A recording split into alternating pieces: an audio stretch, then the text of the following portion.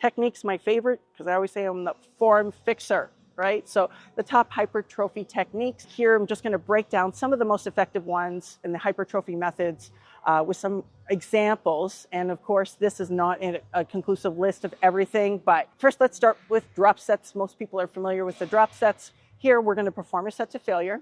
You're going to drop the weight, probably 20 to 30%, and then continue repping it out. Here, what the goal is, you're going to increase the time under tension and the fatigue deeper into those muscle fibers. And there's various examples of that. For one, I'll give you here, dumbbell curls, 12 reps at 30 pounds, and then you drop it to 20 pounds and rep till failure.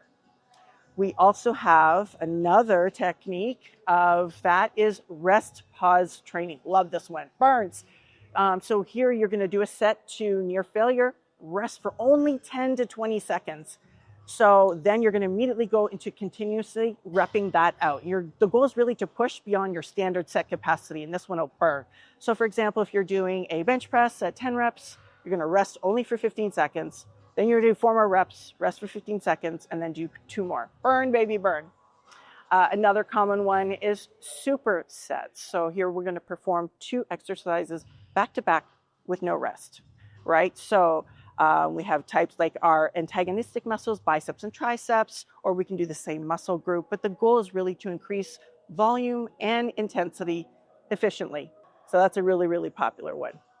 And then we get to giant sets or triceps. So that's really just 3 exercises for the same muscle group done consecutively. So for example, with shoulders, you might have laterals, then straight to an Arnold press, and then an upright row, and then you would take a break after that. So they would be consecutively with no rest. And the goal is really total fatigue, metabolic stress, and getting that pump.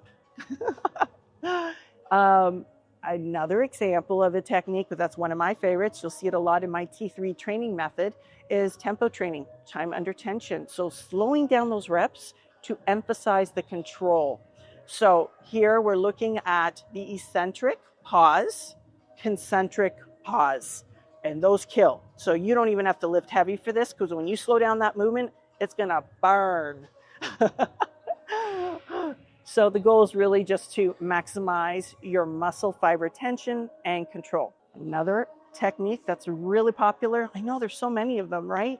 And that's why it's so important to switch up your blocks, because that's how you're going to avoid any type of plateaus. And so many people ask, like, how long should I do that? They want all these mixed up of trainings and exercises. That is probably the worst thing you could do if you're looking at growing muscle, okay?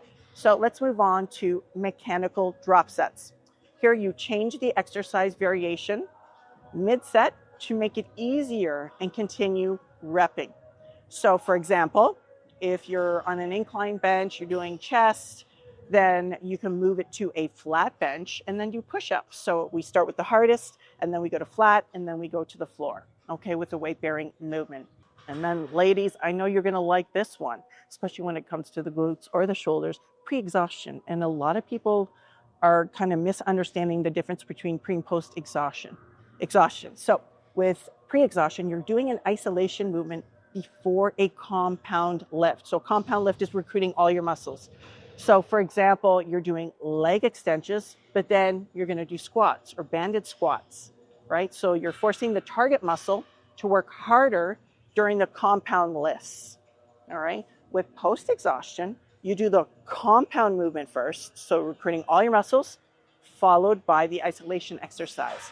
So for example, you can do a lat pull down, and then you can move to a straight arm pull down, okay? So this keeps the tension on target muscles after your primary fatigue.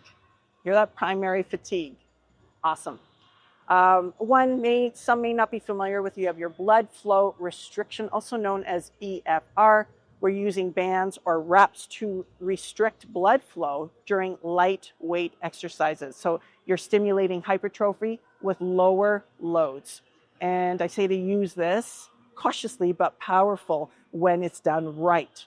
And then I think the most common people always think of is training to failure. Do you have to train to failure all the time? No, because there's all these different variables and techniques that we can apply to actually focus on hypertrophy training. So with failure training, you're taking your sets to absolute failure, no more reps possible. And we often use selectively at the last rep of an exercise. So this is best done with your machines or your isolation work to avoid any type of injury, and making sure that you're stopping before you're starting to lose your form, because form is paramount, so that you don't cause injury inadvertently.